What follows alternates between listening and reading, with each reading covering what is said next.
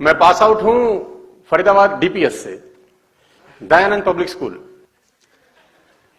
हाँ, इसलिए बोलते हैं ताकि थोड़ा सा रिच फीलिंग आती है, दयानंद पब्लिक स्कूल बहुत ही एक औसत स्कूल था हमारे टाइम के अंदर, और मैं उससे पास आउट हूं। और बिलो एवरेज स्टूडेंट हुआ करता था अपने स्कूल के अंदर, और 8th में 6 सब्जेक्ट में 5 में फेल हो गया था, 1 में पास था। तो मेरे प्रिंसिपल ने मेरे पिताजी को बुला के कहा कि एक लड़का एक सब्जेक्ट में कुछ ज्यादा ही मेहनत कर रहा है। क्लास में 40 बच्चे होते थे और हमारा नंबर 36, 37, 38 आता था। इस बात की हमेशा तसल्ली है हमको कि 40वें नंबर पे कभी नहीं गए हम।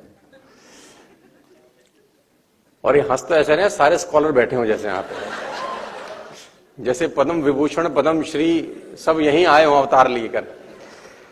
ये मेरी कहानी है। स्कूल में हम लोग बहुत नालायक हुआ करते थे। 11th में फेल हो गया मैं, और फर्स्ट ईयर में भी फेल हो गया था।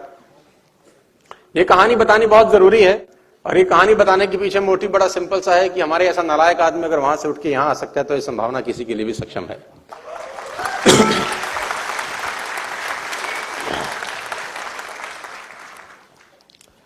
चालीस बच्चों की क्लास, 37th हमारा रैंक। मिडिल क्लास फैमिली की कहानी। पैसों के लिए घर घर में झगड़े होते देखना, 100-100 रुपए के लिए घर में झूठ बोला जाता था। और मुझे ये सब बातें बताते हुए कोई शर्म नहीं आती, क्योंकि आदमी को अपनी औकात और अतीत कभी नहीं भूलना चाहिए।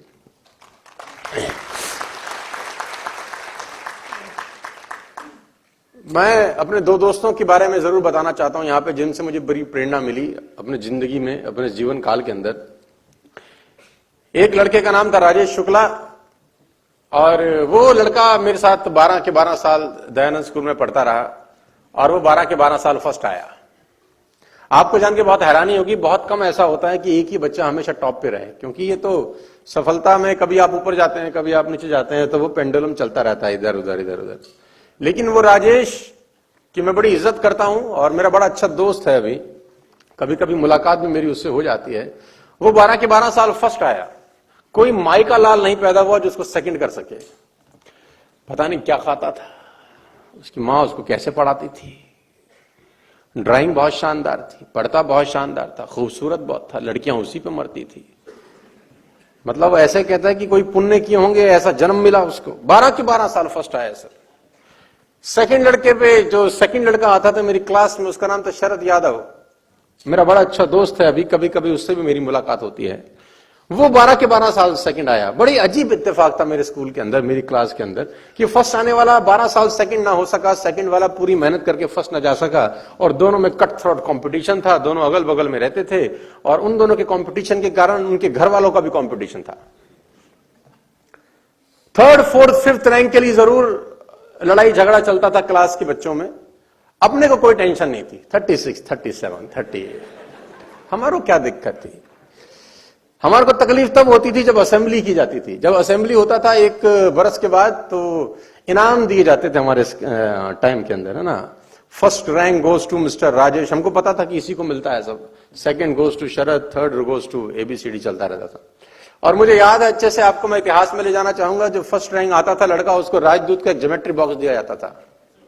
तुमको इतिहास में अगर मैं ले चलूं, उसमें एक कंपास होता था, एक डी, एक स्केल। एक कंपास होता था जिसमें 2 चोंच होती थी। हमको समझ आज तक नहीं लगा साला बनाई क्यों गई थी ये, काहे को चूल लेनी है 2 चोंच। तुमको याद आया कुछ? तो राजदूत का पेंसिल बॉक्स मिलता था। The first rank goes to mister Rajesh. तो हम असेंडिंग ऑर्डर में बैठते थे। जिसका हाइट छोटा होता था वो आगे बैठता था। ऐसे ऐसे हम लोग असेंबली में बैठते थे। और 1 साल के बाद जब रिपोर्ट कार्ड देने की बारी आती थी, तो सब टेबल के ऊपर वो प्राइज रखे होते थे रैप करके, लेकिन अंदर वही निकलता था राजदूत। सेकंड, जब first rank goes to Rajesh, तो वो उठ के खड़ा होता था और जाता था टीचर की तरफ, और उसको इनाम मिलता था। सेकंड रैंक गोज टू शरद, वो भी उठता था, अपना कपड़ा झाड़ के जाता था टीचर की तरफ, उसको मिलता था लंच बॉक्स प्लास्टिक का, एक छोटी डिब्बी सब्जी की, एक बड़ी डिब्बी रोटी रखने की, एक चम्मच होता था प्लास्टिक का, एक फोक टाइप होता था, उसको वो मिलता था। फर्स्ट व्यक्ति राजेश, सेकंड व्यक्ति शरद, दोनों जाते थे। हमारा भी एक काम था, हमारा काम था उन दोनों की जाते वक्त हमारे को तालियां बजानी होती थी। हमारे बिना भी असेंबली अधूरी थी, हमारा भी रोल था एक। तो दोस्तों 12 के 12 साल मैंने तालियां पीटी हैं। 12 के 12 साल हम तालियां पीटते रहे, ऊपर वाले को देख के बोलते रहे, कितनी ताली बजवा रहे रे बाबा, कितनी ताली बजवा रहे। आकाशवाणी हुई, एक दिन सूद समेत लौटाऊंगा, चिंता मत कर। एक दिन सूद समेत लौटाऊंगा, तू चिंता मत कर। तो उसकी वाणी बिल्कुल सत्य हो रही है। मैं नेटवर्क मार्केटिंग में आ गया दोस्तों, हालत बहुत अच्छी नहीं थी हम लोगों की, और ये बताना बहुत जरूरी है आपके लिए। बहुत तकलीफ वाले दिन से हम लोग डायरेक्ट सेल्स के अंदर आ गए, और डायरेक्ट सेल्स शुरू में तो बड़ा अच्छा बिजनेस लगता था दूर से, लेकिन अंदर आते ही मालूम चला कि मामला बड़ा गड़बड़ है यार, यहाँ तो जिसको दिखाए वही चमका दे। और मुझे याद है अच्छे से कि 5-6 पेटेंटी डायलॉग थे लोगों के पास, जो लोग हमको बोलते थे, और उसमें से एक डायलॉग प्रमुख था कि जब हम किसी को बिजनेस दिखाने आते थे तो एक डायलॉग बोला जाता था, तू करोड़पति बन जा, तेरी गाड़ी में घूम लेंगे। हमारे पास स्कूटर था, तो हम बोलते थे गाड़ी आएगी, मर्सिडीज, घोड़ा, बंदूक, जेसीबी, बुलडोजर सब खरीदेंगे हम एक दिन, देखना हमारी जिंदगी क्या सेट हो जाएगी। तो सामने वाले की तरफ से एक ही कॉमन जवाब था, तू बन जा करोड़पति, तेरी गाड़ी में घूम लेंगे। बड़ी हिम्मत जुटाते थे, दूसरे पे जाते थे, वो भी यही बोलता था, तू बन जा करोड़पति, तेरी गाड़ी में घूम लेंगे। तीसरे के पास जाते थे, तू बन जा करोड़पति, तेरी गाड़ी में। चौथे के पास जाते थे, धंधा दिखाने, बिजनेस दिखाने, सेल क्लोज करने, तू बन जा करोड़पति, तेरी गाड़ी में घूम लेंगे। इतने सारे लोग बोले तू बन जा करोड़पति, तेरी गाड़ी में घूम लेंगे। भगवान ने उन सब की सुन ली, अपने को बना दिया, है ना। तो वो कार्यक्रम अभी तक चालू है, और नेटवर्क मार्केटिंग सामना सामना हुआ सितंबर 14, 2005 को। नेस्विस डिटेल्स हमारी जिंदगी में आ गया छलांग मारता हुआ, और 14 सितंबर 2005 से पहले का जीवन और 14 सितंबर 2005 के बाद के जीवन में जमीन और आसमान का फर्क हो गया। आप सबको बहुत बहुत बधाई देना चाहता हूं कि आप बहुत खतरनाक इंडस्ट्री में हैं, बहुत जबरदस्त इंडस्ट्री में, और बहुत जबरदस्त बिजनेस प्लेटफॉर्म के ऊपर हैं।